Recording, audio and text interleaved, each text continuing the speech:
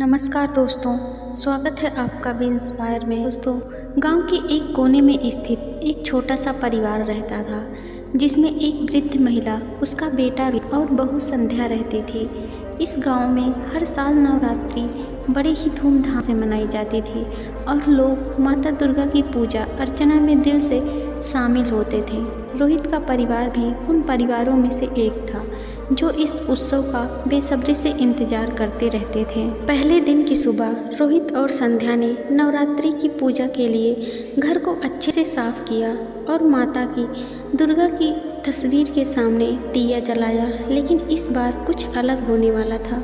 गांव के सबसे बुजुर्ग पुजारी पंडित धर्मानंद ने सभी को चेतावनी दी थी कि इस बार नवरात्रि के दौरान कुछ विशेष नियमों का पालन करना अत्यंत आवश्यक है। अगर किसी ने गलती से भी इन नियमों का उल्लंघन किया तो उन्हें माता की नाराज़गी झेलनी पड़ेगी।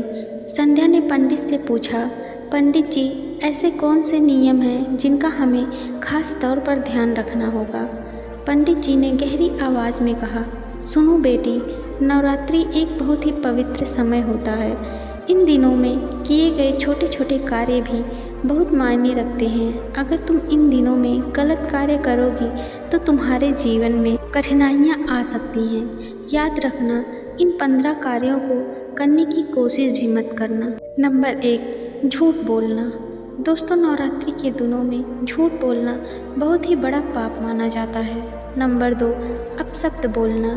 गुस्से में आकर किसी भी को अपशब्द मत बोलो, यह माता की पूजा को अपवित्र कर सकता है। नंबर 3, मांस और शराब का सेवन।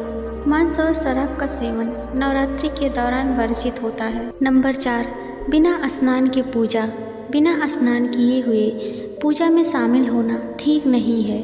नंबर 5, दूसरों का अपमान। किसी का अपमान करना इन दिनों में बहुत भारी पड़ सकता है। नंबर 6, ब्रह्मचर्य का पालन ना करना। इन दिनों में संयम रखना आवश्यक होता है। नंबर 7, सफाई ना करना। घर की साफ सफाई करना बहुत ज़रूरी है। माता दुर्गा गंदे घरों में प्रवेश नहीं करती। नंबर 8, अधिक सोना। नवरात्रि के दिनों में अधिक सोना आलस्य को बढ़ावा देता है, जो माता को पसंद नहीं है। नंबर 9, दान पुण्य ना करना। इन दिनों में दान पुण्य करना बहुत लाभकारी होता है, इसे कभी भूलना नहीं चाहिए। नंबर 10, अपने बड़ों का अनादर करना। माता की पूजा तभी सफल होती है जब हम अपने बड़ों का आदर करते हैं। नंबर 11, झूठे व्रत या उपवास रखना। अगर आप व्रत नहीं रख सकते तो झूठा व्रत ना रखें। नंबर 12, विवाद करना। इन दिनों में विवाद और झगड़े से दूर रहना चाहिए। नंबर 13, गलत संगत में रहना। बुरी संगत नवरात्रि के दिनों में विशेष रूप से हानिकारक हो सकती है। नंबर 14, पूजा के नियमों का उल्लंघन करना। पूजा के समय नियमों का पालन करना अनिवार्य है। नंबर 15, धार्मिक उत्सवों का अनादर। नवरात्रि के दौरान किसी भी धार्मिक कार्य का अनादर नहीं करना चाहिए। रोहित और संध्या ने पंडित जी की बातें ध्यान से सुनी और संकल्प लिया कि वे इन नियमों का पालन करेंगे। लेकिन एक दिन संध्या का मन थोड़ा विचलित हो गया। उसने सोचा, क्या होगा अगर मैं मांसाहारी भोजन कर लूं?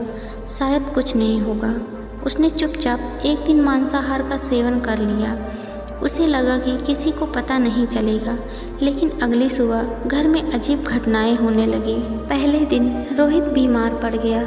उसके बाद संध्या की तबीयत भी बिगड़ने लगी।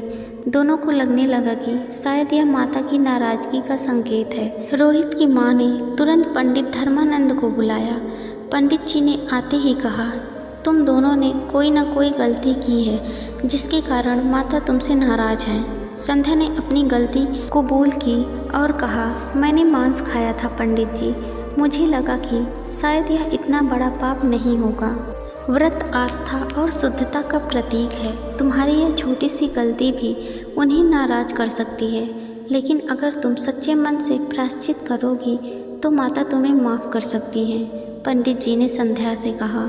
इसके बाद रोहित और संध्या ने माता दुर्गा की पूजा अर्चना और पूरे नियमों का पालन किया। उन्होंने 9 दिन तक पूरे नियमों के साथ व्रत रखा और अंततः उनकी स्थिति में सुधार हुआ। रोहित का स्वास्थ्य लौट आया और संध्या ने यह सीखा कि आस्था के दिनों में छोटी छोटी बातों का भी ध्यान रखना कितना ज़रूरी है।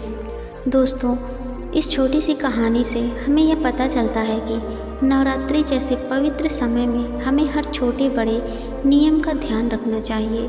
न केवल पूजा के नियम बल्कि हमारे दैनिक जीवन के कर्म भी इस दौरान माता दुर्गा की कृपा पाने के लिए महत्वपूर्ण होते हैं। Thank you. Please like, comment, share and subscribe. Thank you.